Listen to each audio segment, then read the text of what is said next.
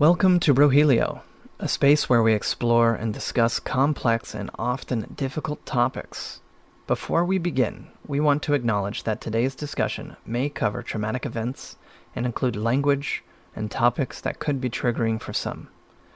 Please be advised that we are not healthcare professionals, psychologists, or legal advisors. The content shared in this podcast is for informational and educational purposes only and should not be considered as professional advice.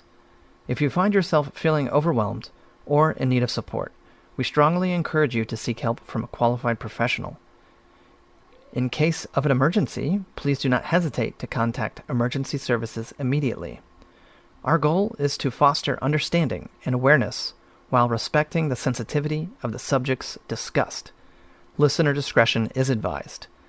Thank you for joining us, and let's approach today's topic with empathy and openness.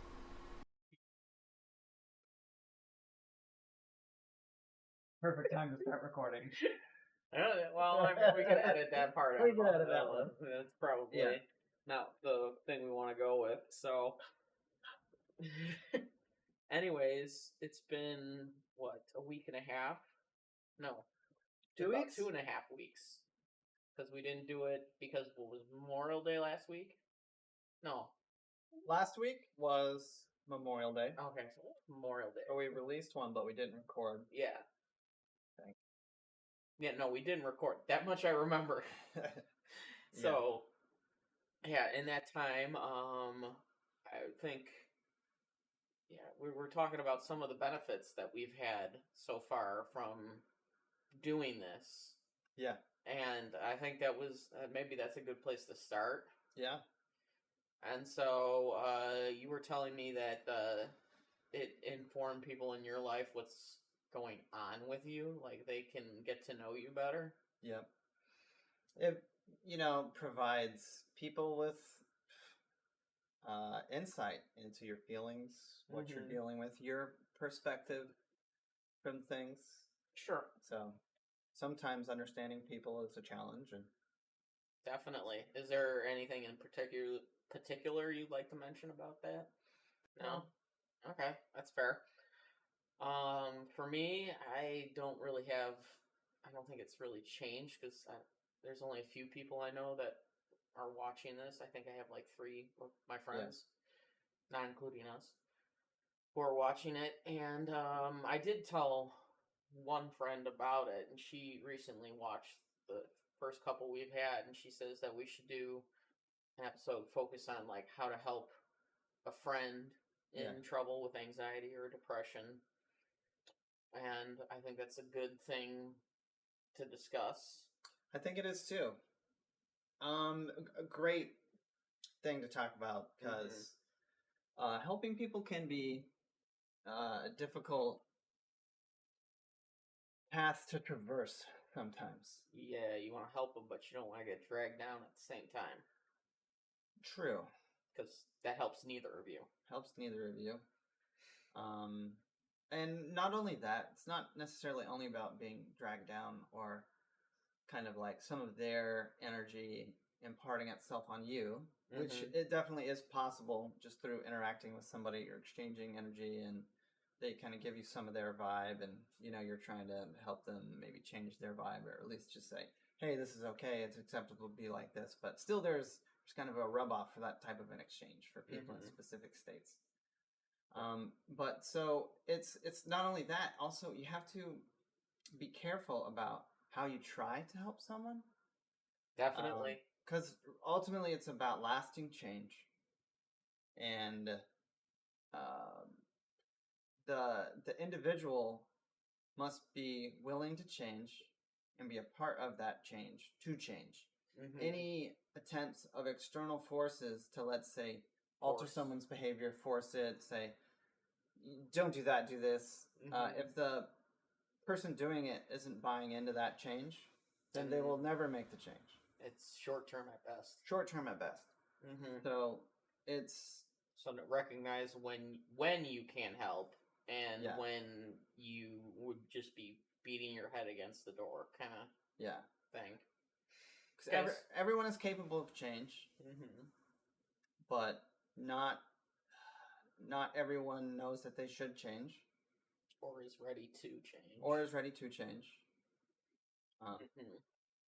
Because they could be know they're in a bad situation and that something needs to change, but maybe they're not. Recently, I talked to a buddy of mine, who's a great guy. We'll call him Fred. Fred. No real names. No real names. Fred is in a difficult part of his life. Sure. He has been struggling with alcoholism, and his family relations has completely deteriorated, and he has been estranged from his kids through this process. And it's a really difficult situation to be in. And the thing that I have never said to him is, don't drink. Well, yeah, that's not helpful. It's not helpful. Right. Yeah. Don't drink. I'm cured. Right. It's not. Don't do the thing that you shouldn't be doing.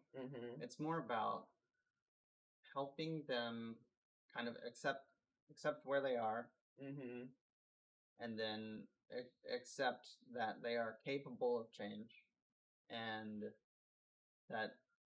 then helping them along that process. Sometimes dealing with these people is just letting them vent, but then also depressive states are cyclical, in my opinion. So where you kind of get like locked into that state, it's hard to get out of. Well, yeah, it's the downward. You can be in an upward spiral, but you can also be in a downward spiral. Yeah, it's the manic depressive spirals, right? I'm doing everything.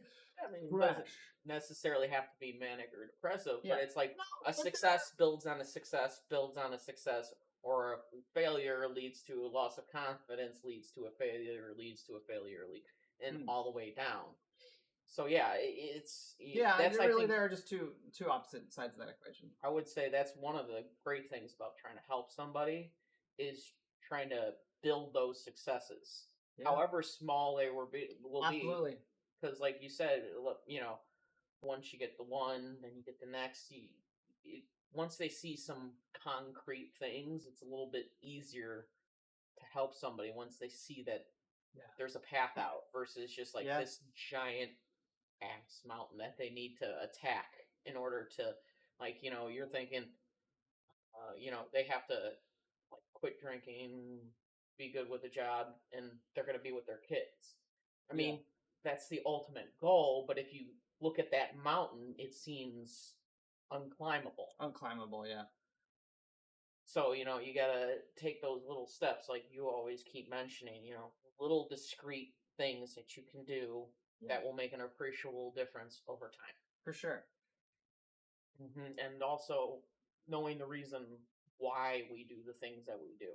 Yeah. Because if you just try to attack things and say, oh, this is how we're going to change it, but not addressing why we might be resorting to, like, meat, food, your friend, alcohol, or, excessive exercise, or whatever it is for people to deal with what they deal with. Yeah. How can you make a change stick? Because the problem is still there. I think the big thing is awareness. You have to be aware of the behavior. Like the doer that is in, let's say, whatever state they are. It's like somebody who is depressed must be aware that they are depressed so that they can then not be depressed. But if the depressed person refuses to accept that they are depressed, then they won't do anything to leave that state. Well, yeah, because they don't think there's anything wrong. So everything's fine. It's just the world is gray and I don't care about anything. A little nihilism sinking in there, gotcha. Yeah, it's like, whoa, hold on. That's not okay. I mean, it's understandable where you're coming from. I get it. Yeah. But, if that's how you see it, then it's going to be time for a reframe. Yeah. We got to figure out how to make you think of things differently.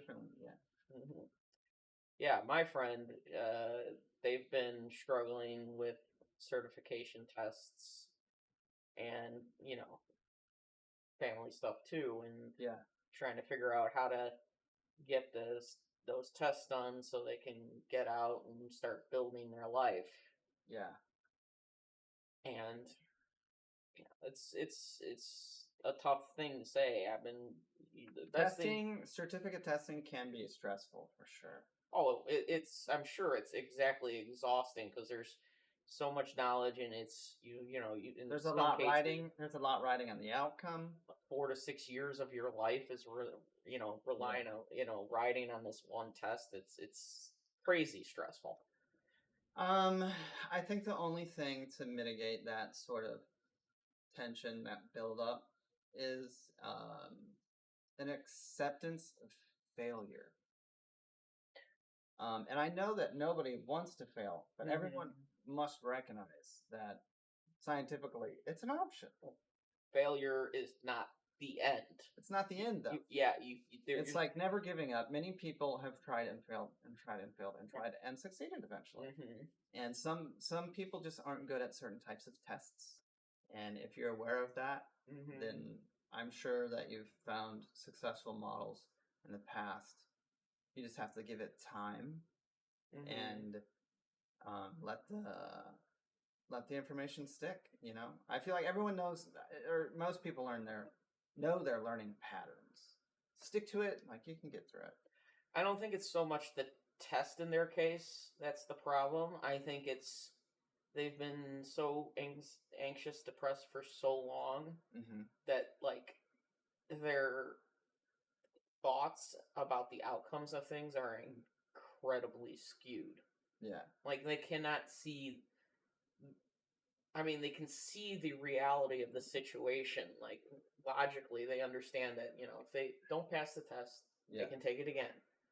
But they're automatically going to. So they're cascading. They're too far into the future, and this is something that people get anxious when they think way too far into the future. Because if this, then that, then that, then that, then that, then that, then that. And then I'm a hobo, searching for cheese in a garbage can because I didn't pass this test. Oh my goodness! 1 year. Right? Yeah, and nobody should be doing that. People should stay present. Certainly, account for the future in your plannings, but don't continuously loop through predictive algorithms of things that may occur, because it's a waste of energy, and ultimately it's like you're getting all dialed up. You're doing a computation which is meaningless because there is no like true predictive model. Well, you also entirely reliable. Reliable. You gotta inject that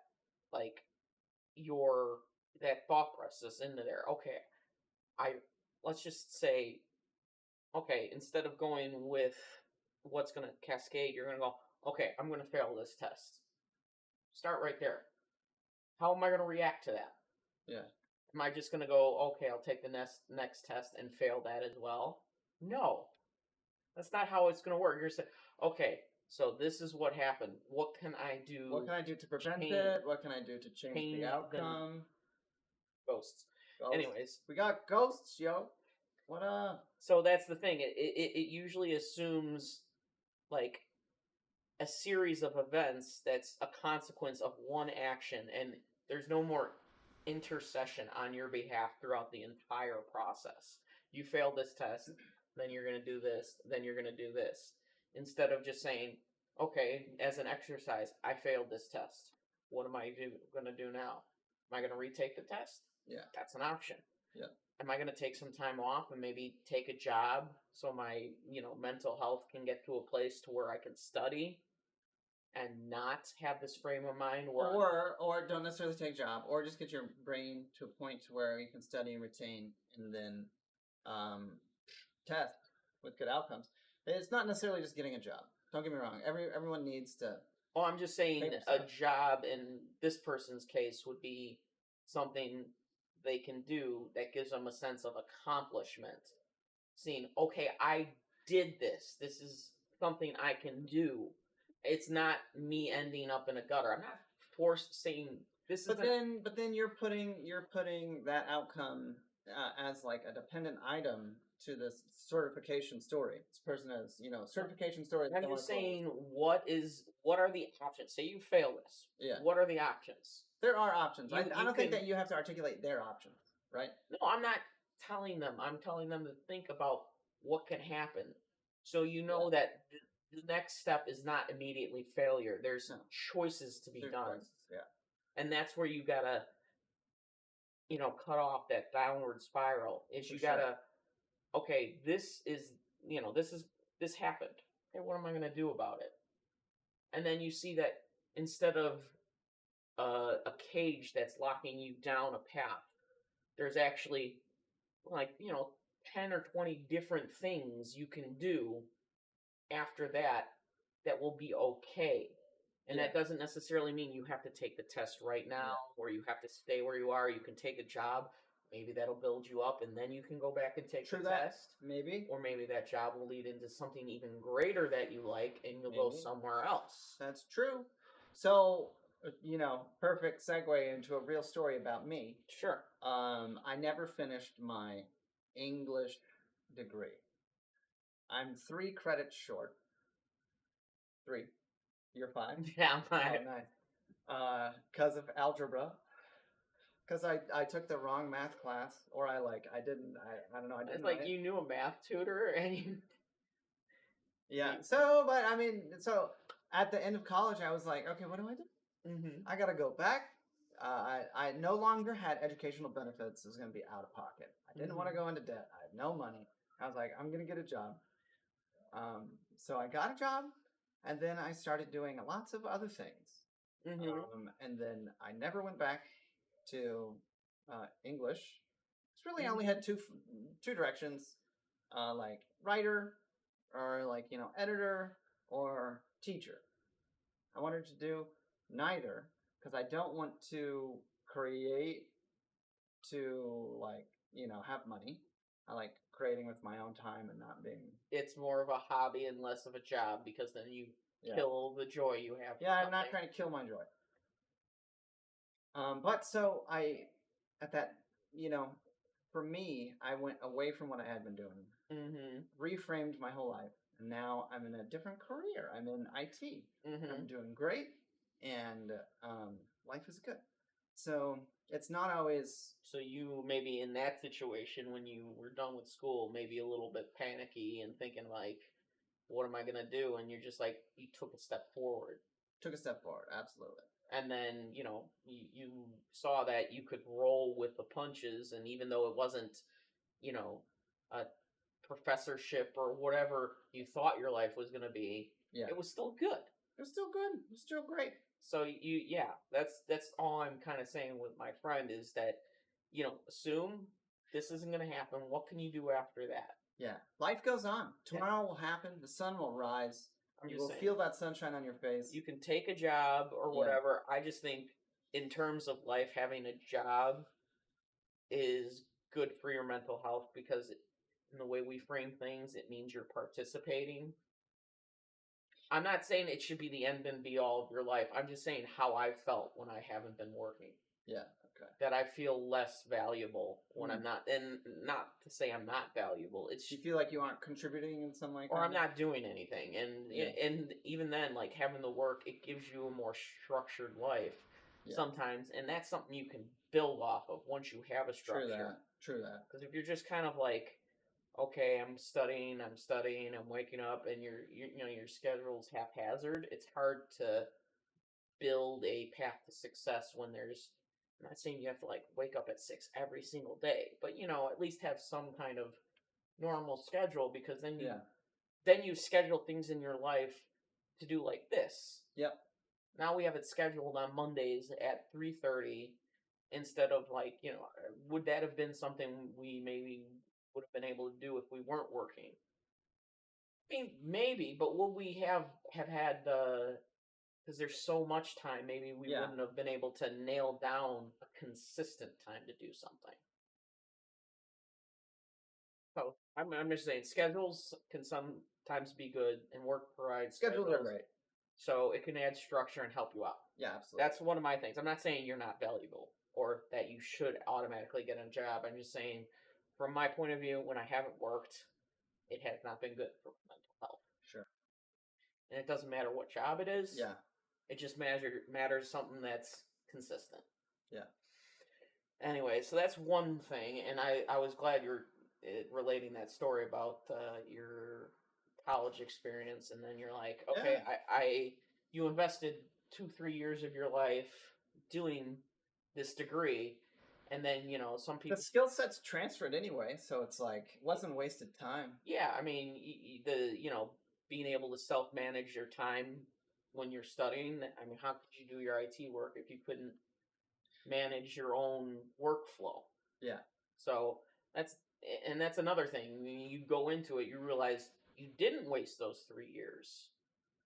Like Yeah. that's another thing when people confront these tests and these big inflection points in life. You're thinking, if I don't pass this, everything that came before was a waste. Oh, yeah. Yeah, And and I would agree that I don't hold to that position, and it's like life. I think it's more. It's about the journey. It's it's not a linear complicated, process. and It's like you, complicated. It's not one lightning bolt. You only have one direction. It's like it's like you said, you don't look too far in the future because you can't possibly know the dominoes that are going to no. fall and how they're going to end up for you. But that nonetheless, Plan for the future, certainly. Do smart things. Have plans. You got to pay your bills. but again, that's another thing you were saying about the your friend, like saying don't drink. So you're saying don't think about the future. Well, easier said than done. Well, right? it's the reason why I'm saying don't look too far in the future is because you have to look into right now, and then when you're managing the right now, the future happens. So it's like the person that wants to change needs to be aware of the right now, and so when you bring awareness to now, you realize, okay, maybe you don't need to do that behavior because actually right now you're fine. And you know that if you were to do the behavior later, you would reflect and say, oh, man, I wish I wouldn't have done that. So if you're currently in a state of not having done the thing, then don't do it and you will continue to feel good. That's like one way to manage any sort of like negative behavior. But so that's really just you have to be aware.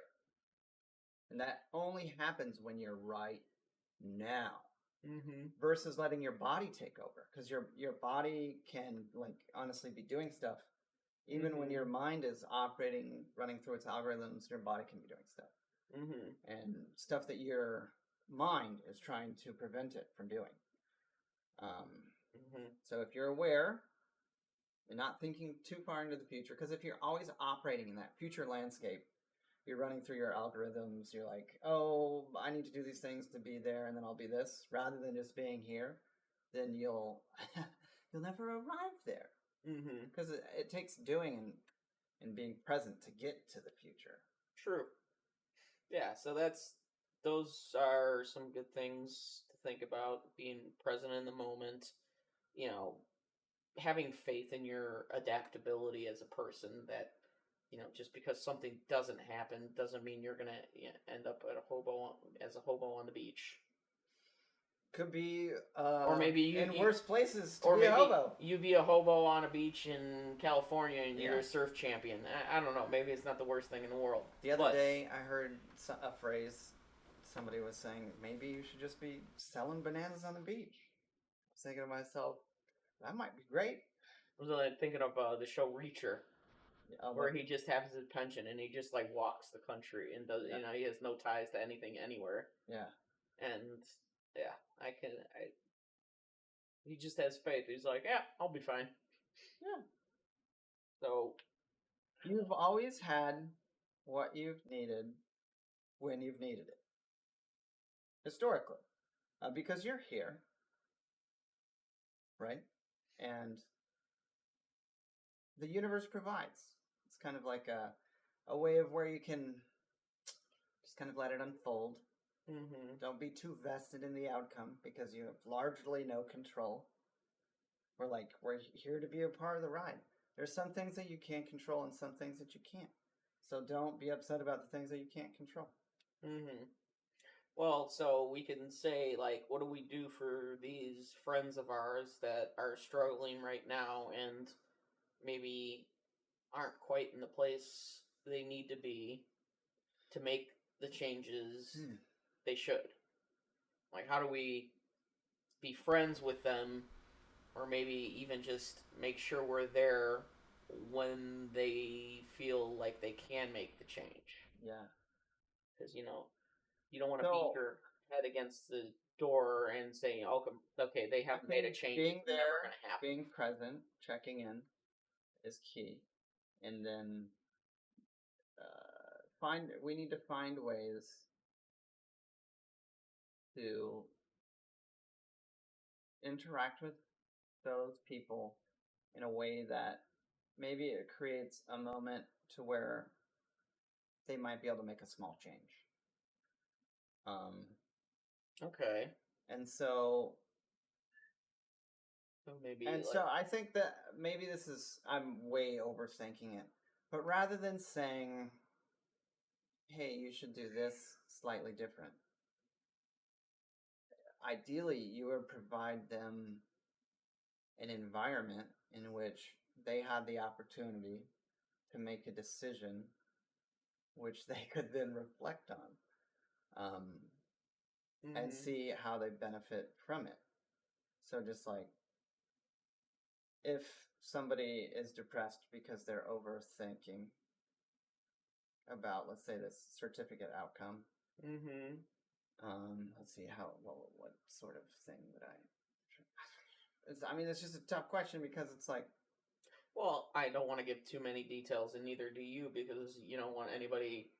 This is their privacy. We don't want to give out their problems. I'm getting too theoretical. It's just like you got to be there for them, and then I think also you gotta try and help them figure out the why. Help them help them unpack why they are feeling those feelings, because they can naturally correct themselves. Me telling anyone, I know your fix, I can fix it right now. Yeah, don't drink, take the test, study more. Buy this bottle of pills for me. Don't worry what's in them. Just take them and you'll be fine. If they believe that my magic pill bottle will fix them, then they will be fixed. But it's like outside of that magic, people can heal themselves, but they have to be aware of what needs healing. They have to know what they need to heal from. Yeah. It's like, kidney failure versus cancer. The treatment ain't the same. Yeah. So you have to know which one you're dealing with. Yeah. Are you dealing with childhood trauma? Are you dealing with perfectionism? Or are you dealing with maybe stigma related to society based on, you need to be this way, or people get stigma for being short, for being a different race, for being all these kinds of things. You guys figure out where this disconnect is coming from. Where the source of trauma is occurring from. And I think once you can do that, and that person can physically say it, it kind of lets the steam out a little bit. It does. It lets it go a little bit. It'll still be there, and the person will have to do some work to ultimately be free of that feeling.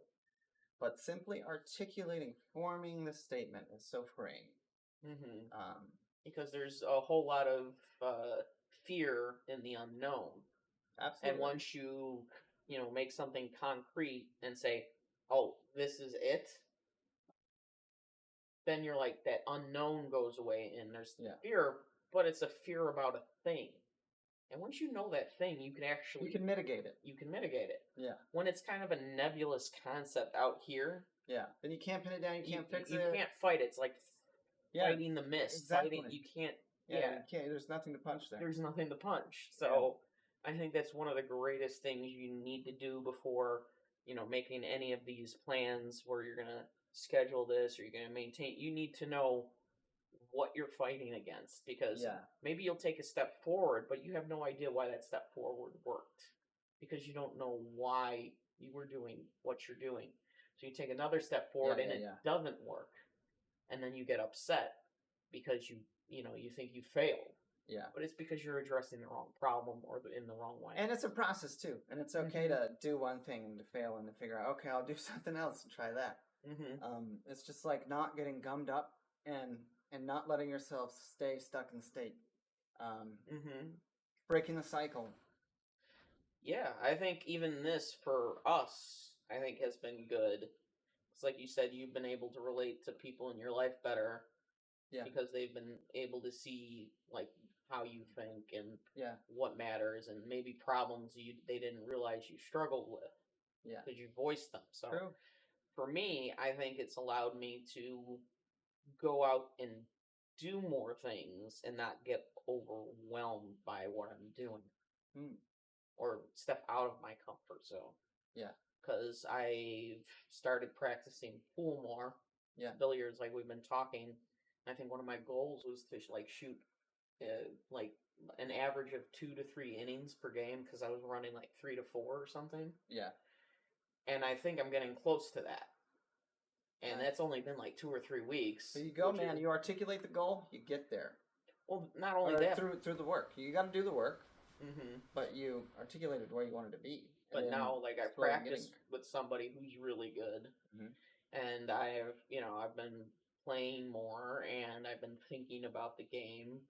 And so I've been getting better. Plus this, it seems more like even though I'm anxious and like sometimes I want to avoid recording and doing it just because put it out there, it's more things for people to criticize about you, or you're going to say something wrong and people are going to jump all over you for saying something. That's one way to look at it, but the other way is you letting that stuff go.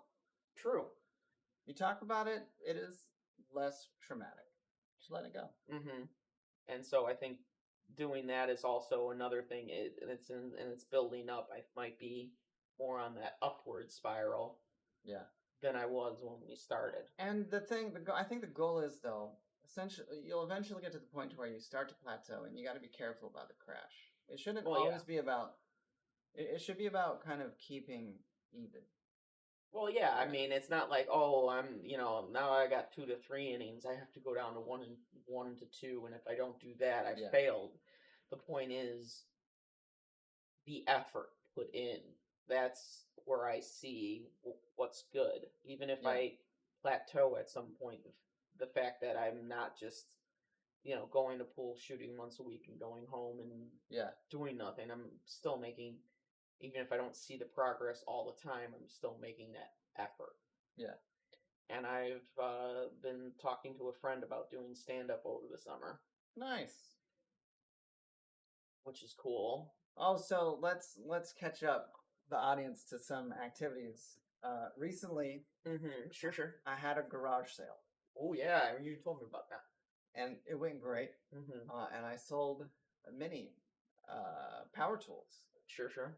And so, garage looks great. Now I have a lot of space. And I've begun some projects using hand tools. Nice. It's slower, but it's also a lot of fun. Great. Yeah. And the person that happened to pick it up is very close. So, and they agreed if I ever needed to use it, I could, because the biggest thing there is just safety, and they know that I could use it because I sold it to them. You know what we should do one day? I was just thinking, is that we should try go to that pumping station 1 thing. Dude, I'm so down. On a Tuesday night, so I'd have to take off pool 1 week, which is fine. I don't need to shoot every friggin' week. Yeah. In league, I'm still gonna practice, but one night to do this, and maybe even they let us borrow their Wi-Fi, and we could do like a little excerpt or a mini recording while we're there to add to things to show like maybe there's this kind of place where you live, like a hacker space where you can go and do things, or maybe find like-minded people to do things you want to do. Oh, and I don't know. Did I start the D&D thing last time we recorded, or has that been since then? I've done it twice, which is we have not yet talked about D&D, I believe. Because that I started that the week of the last recording, so it hadn't yet happened. So that was another thing I did. I have another group of people. Yeah. And that's another thing we could, talk about is groups, as I always maintain that having your community is, what helps you to keep going. Yeah. Because being an island unto yourself is a problem a lot of men have. Yeah. They're you gotta just have your support network. Yeah. Just like, oh, I can go through anything without telling anybody how I'm feeling. I'm like, no, that's why Not how it works. That's how you just fall apart. That's how problems. you crumble. Not having a support network But is so not advisable. yeah, so yeah, we'll talk about that. But you're saying so you can use those tools, so it's not like you lost them. Yeah, and I don't need to go to a makerspace. I got rid of the tools because I don't want them in my garage. So I'm Fair not enough. going to go to them now that I've Mhm. gotten rid of them. I'm going to operate away from them. And it'll be fine. Well, the makerspace I'm thinking is interesting because there's probably people there who have knowledge of things that may make you, you may be of use to you. If you're doing hand tools, I can guarantee you there's somebody there who's probably Guaranteed. hand tools and can Yeah. help you out. Maybe. I So won't it's say not it's not necess- possible. I'm not saying this place is for specifically for the tool use. It's also Yeah. for kind of Networking with Yeah. woodworkers. well, networking as I want to say creators Yeah. of whatever you're creating at this point, because Sure. they have the woodworking, metalworking, they make alcohol, or well, I mean, they do it as an experiment. They Yeah. have sewing, Yeah. electronics. They built their own 3D printer. Hey, maybe I should double down on forging a gong rather than buying one. That would be cool. I'm I'll just get the sure ingots. you can probably find somebody there that would be like, damn, that looks like a good project to do. And then you've expanded your community and you've got another Yeah. person. Okay. Now you've got me. All right. I don't need help on woodworking, but I need help with making a gun. There you go. Yeah. All right. And Sold. Sold. Yeah. I mean, it's good to check out at least once because I was Yeah. really excited, but I didn't.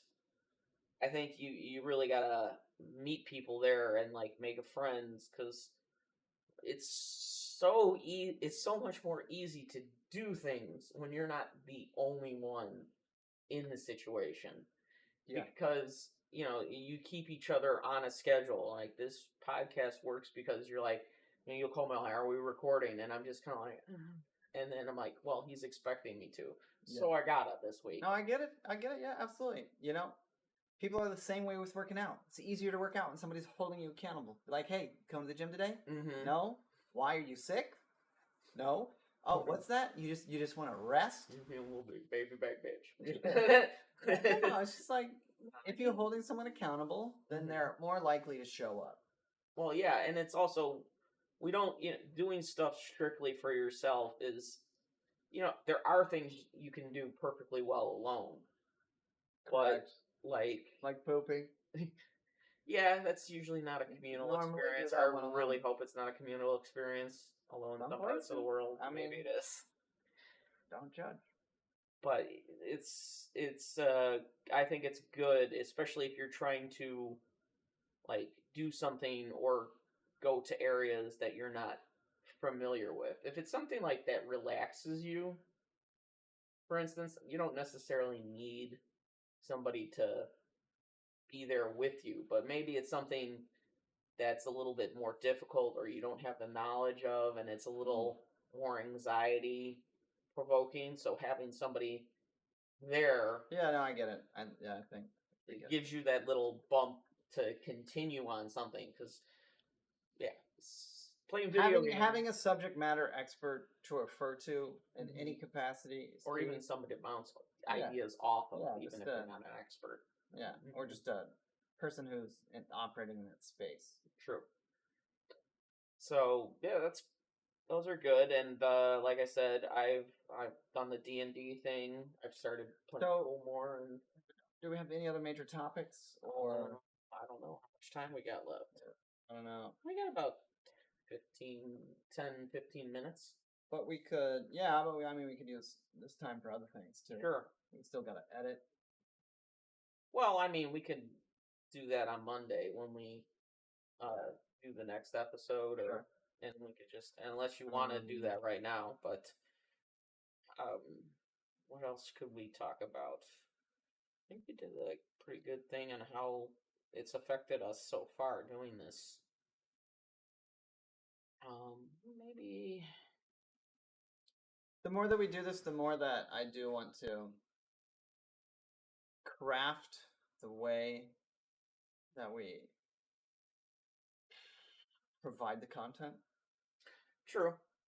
Yeah, instead of just like farting it online and then not Yeah. doing anything with it, but making Yeah. little snippets I or. think we need snippets. I think we talk about important things, Mhm. but 25% of the things that we say really have value outside of like, not 25%. All I'm saying is that we could trim it down, get our key pointers out, and because I think ultimately we should question why we're doing this. Mhm. And so, like, is it for us or is it for the viewers? If it's for the viewers, what do they need?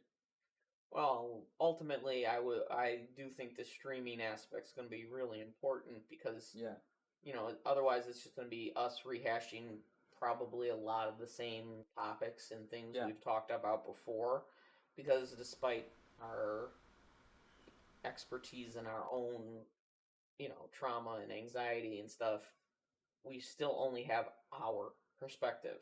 yeah, So, people who've been in, people struggle with alcoholism, people who've struggled with various different addictions, or, who've had family, certain kinds of family trauma that we didn't, because our families were, yeah, very supportive.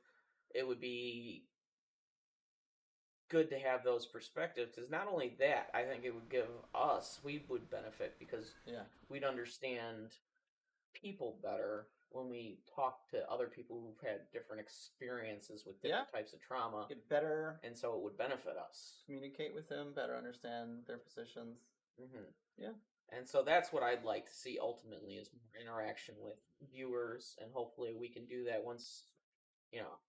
And I think we need to do more with socials, and we have to wait, definitely hold work on on. that. Take need out of there. Want, We should, want, or could. should or want. Yeah, that I should or want to do Yeah. it because that'll Because this doesn't need to be a different form of anxiety. No, Like, I you're right. must produce. Like, we don't need that anxiety. No, no, it doesn't need to be a form of anxiety. I mean, it does make me anxious, but everything makes me anxious. So Does breathing make you anxious? occasionally, usually when I'm already like hyper anxious, and like I can't, like I'm afraid to fall asleep. You don't have anxious. one thing that doesn't not make you anxious? Or what's your one thing that makes you calm? Let me just turn that into a positive statement. That's the thing. Like, there's nothing Nothing. truly, nothing consistent. Like, there are different things at different times that will make me calm. Sometimes it's pool. I shoot pool. I'm at the table. People are screaming. I don't know, notice any of it because I'm sitting at the table and that's exactly what I'm doing. Yeah. Or sometimes at the end of the day, I just pop on like Brooklyn Nine-Nine and I watch it and I'm scrolling on my phone. Certainly. And that calms me down, or I'm playing some BS game. But sometimes, for whatever reason, it doesn't work. You know what that one thing could be? Meditation. Well, I always considered that as like when I do something that allows my brain to just zone out. Let me tell you that is not all types of meditation. There are other types of meditation.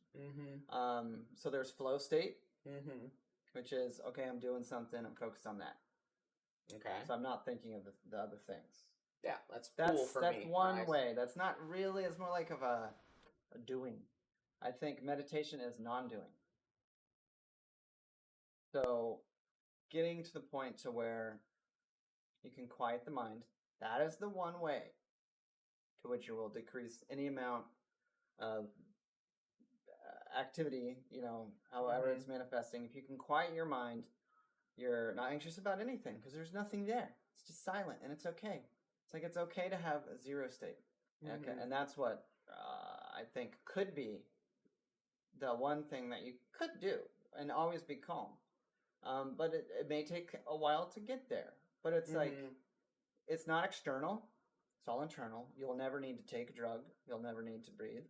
It's like, and so it's like, well, you do need to breathe. Well, no, I'm not. It's like not like you're doing a specific pattern. You must maintain that, but it's everything can happen from within, and there's almost guaranteed calmness if you weather that process, because there is so much documentation there are so many stories of people who meditate and the positive things that it does for their lives, and all of that is known. I feel like irrefutable. It's just about how does the person do it, and they might try one way, they might not like it. They might try another way, they might not like it. But there are many ways, and I think everyone should figure out one meditative practice which works for them. I like breath work. I like sometimes counting. I've gone to places who they meditate differently, and they sit in specific ways. Some people are more postural driven, but everyone has a method. I Find that method that works for you. I get what you're saying, and my problem is they'll work 90% of the time for me, the methods I have, but occasionally 10% of the time Absolutely. they will not work. But And I'll have the more and that I'll you have work at it, it'll go from 10% to 9% to 8% to 7% to 6% to 5% to almost like 3% to, oh my goodness, I'm doing so great. What is this state even like? Oh, wait, I can just go back to this is hardly even touching me. So the more that you work on that muscle of clearing your mind, or that practice of clearing your mind, the less anxious you will be. I agree. Like I said, pool works for me. Sometimes a certain art form that I like, it either. That's an external thing. But it makes but you're talking about your breathing. It helps you. Yeah. That's an external thing. So is breathing is external because plants are the other side of your lungs. So, but the point is, it is something physical that you are using to calm your mind. However, it makes you forget That's about one form of meditation. Well, but yeah, I get it. But I have a hard time the other way of just like sitting there and trying to blank my mind because you have lots of thoughts, so many going thoughts everywhere all the time, and getting to think of it's like a big ass. It's not turning it off. Okay, that's the one thing. Just like alcoholism. It's like a big ass. Just like alcoholism, you elephant. can't just say don't drink. Same thing with overthought. You can't just say don't think. And that's my thing. Like it's like saying, all right, just empty your mind. I'm like, okay, I can't really just do that. Yeah. Where I'm saying it's not necessarily emptying the mind. It's seeing the cycles of thought, completing them, and letting them go. And I'll do that. I'll always trying to confront the way I'm thinking, but sometimes it's autonomic. Yeah, you just go back to that state, and you're just in it, and you have to actually interject yourself into it to stop yourself again. Let it go. And sometimes if you're already if you're in a very anxious state, your ability for your cognitive way to interject yourself into that process becomes that much harder. Like I said, right now it's working good for me. Yeah. The pool and everything, but when I am in those just like overcome with anxiety where I cannot, like sleeping makes me anxious, there is no amount of interjection or meditation almost in the world that can help me out. I think that statement, Sean, is such a powerful statement. Sleeping makes you anxious. It's only happened like 3 times in my life. Yeah, I know we've talked about it, but it's not a consistent thing. But I'm trying to say, like, yes, when things are they're that bad, when they're a certain level, there's not a lot you can do. Yeah. And I mean, sometimes the best I can do is just hold on to the fact that this is not forever. Yeah. And that's like maybe the best meditation I can do is I can hold on to that one aspect. And if I focus on that, maybe for long enough, the other thoughts will just kind of fly by. There you go. Hey, so that's one. There's different, like I say, one way that you are practicing meditation. I always look for different ways to quiet my mind. Yeah. But like sitting there and breathing has never been one of those ways that really works for me. Have you tried the fire meditations to where you let all of your thought just go into the fire and feed the fire with your thoughts? I don't think I've practiced that particular one, so Give it's it a go. It's a good one to go. Sometimes you do it with a candle. You can do it with a campfire. As far as techniques to quiet the mind, you can't say, "Mind, be quiet." I don't want to have those thoughts. Doesn't work. You have to accept the thoughts and let them fade away. Say, I'm thinking of this. It's okay to think of this. I'm sure there's a reason that I'm thinking this. And also, it's okay to let it go. So I'm just going to let it go. And then if it comes back, that's okay. Do that process again. And then, like, slowly, through doing this practice regularly, you will kind of close off sections of thought or of overthinking, overthought. And then you'll get to the point to where there's nothing. And then that's what it is to have a quiet mind.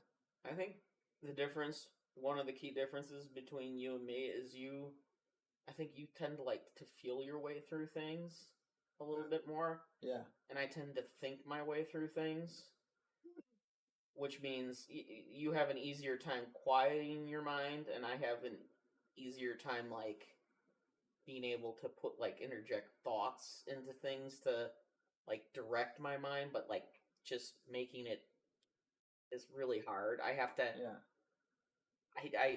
I think you can't force the mind. The mind is an emergent process. Yeah. So you can't condition it. You can't say, do this. It's like, it's going to do what it does.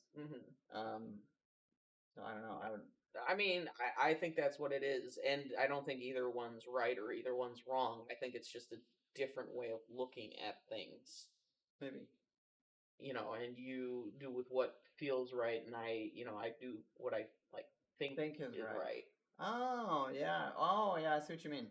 And I think that's the slight disconnect between the way we talk about things. How we associate, yeah. Because we do both want the best, and they're different. They're different ways to get there, and just different ways of thinking about it. And obviously, this is about feelings, so it makes sense to approach it from a feeling point of view. And this is how I feel about things, and I'm like, well, this is how I think my feelings can, I try to not control, but direct my feelings with my thoughts, and you try to, I think, more inform your thoughts from your feelings. Correct.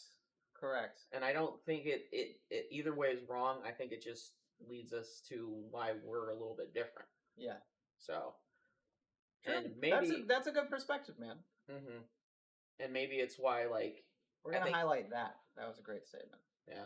I think maybe that's why you're a better, more centered individual than I am. And I think maybe some of my advice is because I try to think things through, but at some point my advice won't work because it's it is about feelings, not about thoughts. But sometimes it is about thoughts creating the feelings creating the thoughts. So it's really hard, and I think they're related, they're connected. Good perspective to have somebody who thinks about things, and you think about things obviously, and I feel about things. Yeah. I think about things, but I think about how I feel, and then I question if I should be having those thoughts. But yeah, no, that's a great thing. I think we should explore for next time, along with maybe my friend or other friends show up. We can talk about helping them through things. But yeah, I know we got to run today, and I think it was we came across some good reasons of how this has already helped us. Yep. And what we can do to help others. So I think it actually was a great episode, and I thank you all for watching with us. So have a great day. Have a great day.